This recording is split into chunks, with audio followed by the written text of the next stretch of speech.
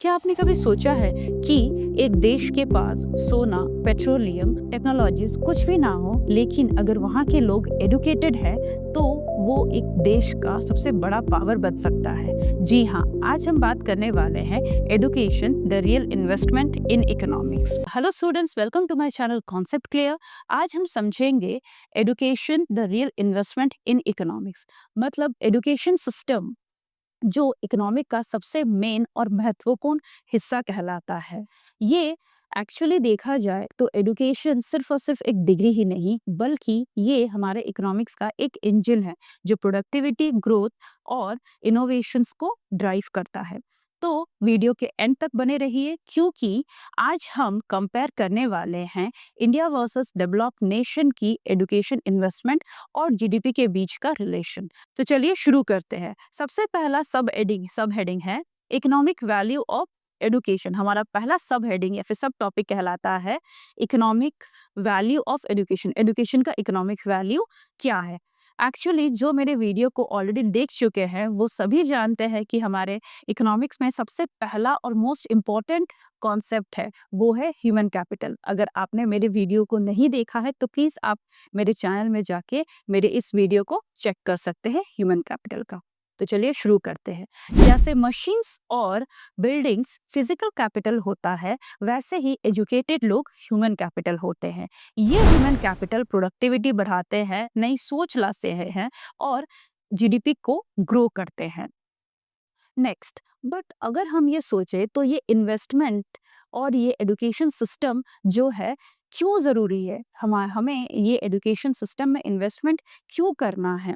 क्या ज़रूरी है? ये हम पढ़ेंगे, ये हम समझेंगे हमारे नेक्स्ट सब हेडिंग में, जो है इंडियाज़ केस स्टडी। अब फोकस करते हैं इंडिया के एजुकेशन सेक्टर का। इंडिया का एजुकेशन सेक्टर जीडीपी का अराउंड 2.9% से 3.1% है, एज पर गवर्नमेंट डाटा। और according to our national education policy 2020, ये भी उनका गोल भी यही है कि वो हमारे एजुकेशन सेक्टर को 6% तक बढ़ाए। लेकिन सबसे बड़ा क्वेश्चन यहाँ पे ये आता है कि हम इसमें इन्वेस्टमेंट क्यों करें? क्यों ये इन्वेस्टमेंट इतना ज़रूरी है? एक्चुअली देखा जाए तो एक एजुकेटेड स्टूडेंट्स सिर्फ और सिर्फ इनकम ही क्रिएट नहीं करता अपने लिए, बट बल्कि ये सोसाइटी को प्रोडक्टिविटी लाता है। ये सोसाइटी के लिए भी बहुत प्रोडक्टिव है। ये इनोवेशंस, एंटरप्रेन्योर्स क्रिएट करता है। Next come to the third and most important sub heading, जो है हमारा education and unemployment. Education and unemployment actually देखा जाए तो हमारे इंडिया का सबसे बड़ा और इम्पॉर्टेंट महत्वपूर्ण टॉपिक और एक भी है, वो है अनएम्प्लॉयमेंट। ये भी मेरे चैनल पे ऑलरेडी पोस्ट कर चुका गया है, आप प्लीज़ जाके चेक कर सकते हैं। तो चलिए शुरू करते हैं। आज का सबसे बड़ा इम्पॉर्टेंट कॉन्सेप्ट आज के जनरेशन में जो ट्रेंड हो रहा है वो है अनएम्प्लॉयमेंट, यानी कि एजुकेटेड यूथ हमारे अनएम्प्लॉयड हो रहे हैं। सो एजुकेटेड यूथ जो है अनएम्प्लॉयड हो रहे हैं, इसका बेसिक स्किल, इसका बेसिक रीजन क्या है? वो है स्किल मिसमैच। मतलब वो डिग्रीज तो ले रहे हैं, बट प्रैक्टिकल मार्केट में देखा जाए तो उसे स्किल्स का जरूरत है। इसीलिए वोकेशनल एजुकेशंस और स्किल बेस्ड डेवलपमेंट प्रोग्राम जैसे स्कीम्स को इंट्रोड्यूस किया गया है, जो ज़्यादा से ज़्यादा हमारे वोकेशनल एजुकेशन के ऊपर फोकस कर सकता है। इकोनॉमिकली अगर हम समझे तो अगर एजुकेशन मार्केट ओरिएंटेड हो तो अनएम्प्लॉयमेंट दूर हो सकती है और हमारा जीडीपी ग्रोथ रेट भी बढ़ सकता है। अब समझते हैं हमारा चौथा और मोस्ट इम्पॉर्टेंट सब हेडिंग, जो है education role in long term. मतलब एजुकेशन का जो रोल है वो लॉन्ग टर्म इन्वेस्टमेंट है, वो शॉर्ट टर्म इन्वेस्टमेंट बिल्कुल भी नहीं है। इसका मतलब होता है एजुकेशन सिर्फ और सिर्फ एक इनकम ही क्रिएट नहीं करता है। एजुकेशन सिर्फ और सिर्फ एक इंडिविजुअल इनकम बिल्कुल नहीं क्रिएट करता है, ये नेशनल इनकम क्रिएट करता है, सोसाइटी को क्रिएट करता है, जिससे हमारा नेशन प्रोडक्टिविटी क्रिएट कर सकता है, हमारा नेशन प्रोग्रेस हो सकता है,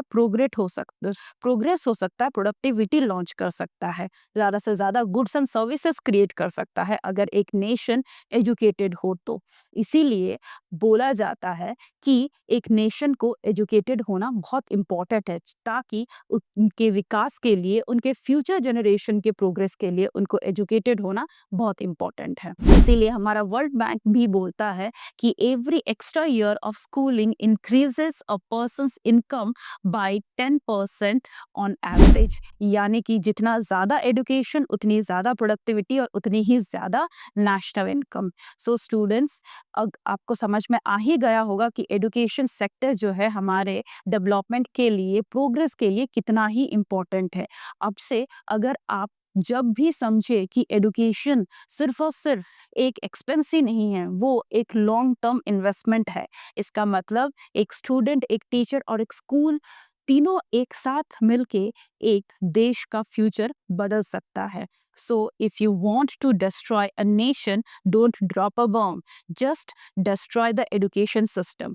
अगर फ्यूचर में आप एक पॉलिसी मेकर बनना चाहते हैं या फिर अगर आप एक इकोनॉमिक्स के स्टूडेंट हैं, तो अच्छे से समझिए कि education is equals to long term GDP growth. मतलब अगर आप एजुकेट किसी को करते हैं अपने फ्यूचर जनरेशन को, तो ये हमारा शॉर्ट टर्म इन्वेस्टमेंट कतई नहीं है, ये हमारा एक long term GDP growth rate है। सो अगर आपको ये वीडियो प्रोडक्टिव लगा हो, इंफॉर्मेटिव लगा हो, तो प्लीज़ मेरे चैनल को सब्सक्राइब कीजिए, शेयर कीजिए और लाइक कीजिए।